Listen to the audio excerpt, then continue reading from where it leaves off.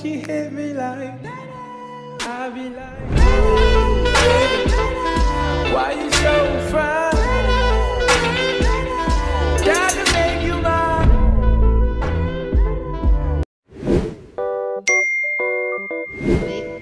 Kedudukan akad dalam perjanjian dilihat dari pengertiannya, akad itu merupakan ikatan, sedangkan perjanjian itu merupakan perjanjian antara kedua belah pihak.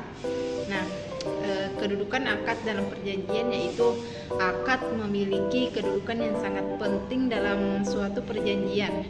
Akad merupakan tahap awal dalam pembentukan suatu perjanjian atau kontrak yang mengikat antara dua pihak. Selanjutnya yaitu contoh perjanjian terhadap akad perkawinan, yaitu dimana contoh yang diucap seorang suami ketika telah melaksanakan akad nikah, yaitu yang pertama berjanji untuk tidak meninggalkan istri selama 2 tahun berturut-turut, yang kedua berjanji untuk senantiasa memberikan nafkah wajib kepada istri, yang ketiga berjanji untuk tidak memedulikan atau membiarkan istri lebih dari 6 bulan, dan yang terakhir yaitu berjanji untuk tidak menyakiti fisik maupun jasmani istri.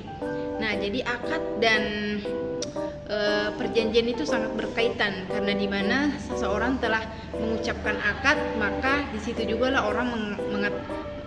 jugalah seseorang melakukan perjanjian.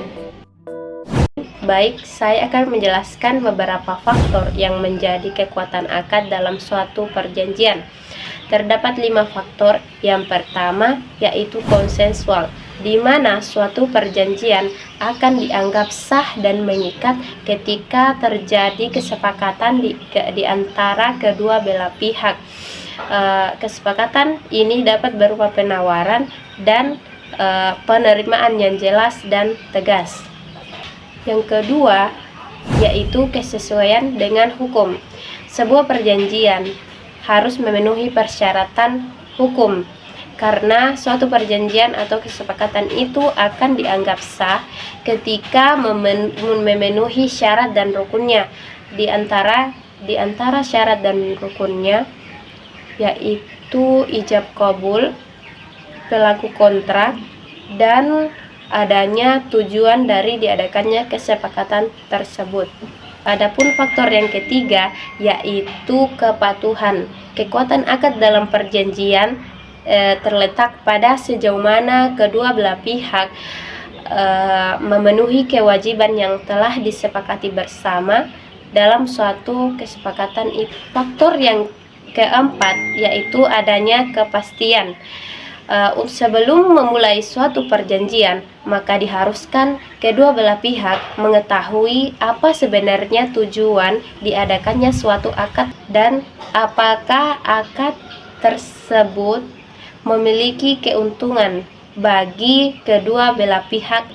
Adapun faktor yang terakhir yaitu perlindungan hukum, di mana ketika salah satu dari kedua belah pihak ini tidak memenuhi kewajibannya dalam kesepakatan tersebut, maka mereka berhak bertanggung jawab atas apa yang telah mereka lakukan. Contohnya dalam kasus sewa menyewa barang. Ketika seseorang menyewakan barangnya kepada orang lain dan tanpa sengaja orang tersebut merusak barang tersebut, maka orang yang menyewa tersebut harus mengganti barang yang telah dirusak olehnya. Demikian, itulah tadi beberapa faktor yang menjadi kekuatan akad dalam suatu perjanjian. Dengan memperhatikan beberapa faktor tadi, kekuatan akad dalam perjanjian bisa terjaga dengan baik. Baik, saya akan menjelaskan tentang cara melangsungkan akad. Cara melangsungkan akad ada 3, yaitu pertama, melalui tulisan kaidah fikih, membolehkan akad berlangsung melalui tulisan.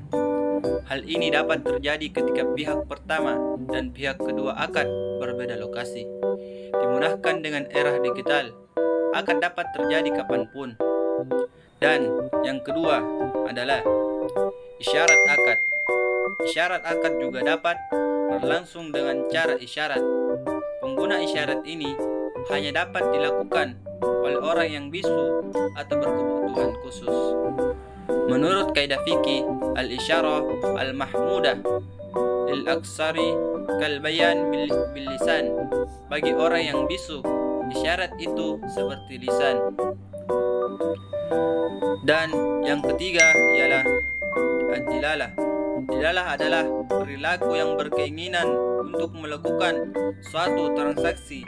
Dilalah yang dimaksud itu bisa berbentuk taati atau lisanul haq. Dilalah taati adalah pihak akad yang melakukan transaksi tanpa adanya ungkapan melalui lisan maupun tertulis. Hal seperti ini bisa terjadi di toko atau minimarket.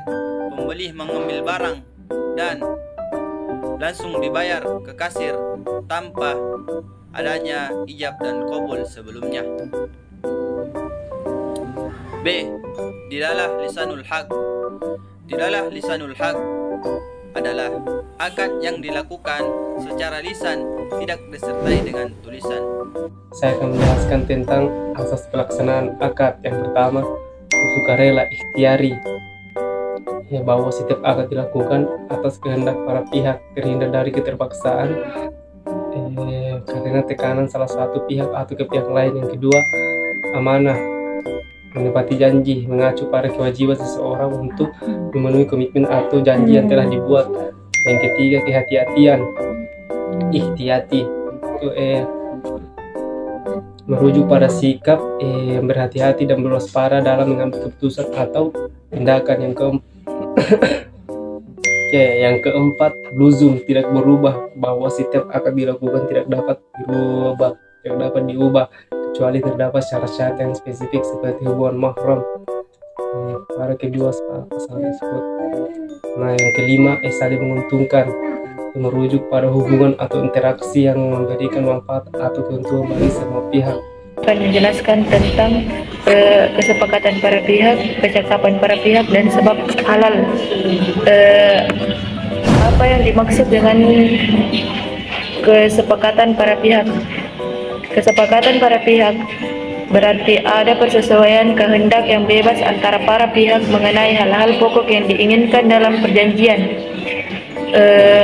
Adapun kecakapan para pihak, istilah kecakapan yang dimaksud dalam hal ini berarti wewenang para pihak untuk membuat perjanjian. Adapun sebab halal adalah isi perjanjian itu sendiri yang menggambarkan tujuan yang akan dicapai oleh para pihak.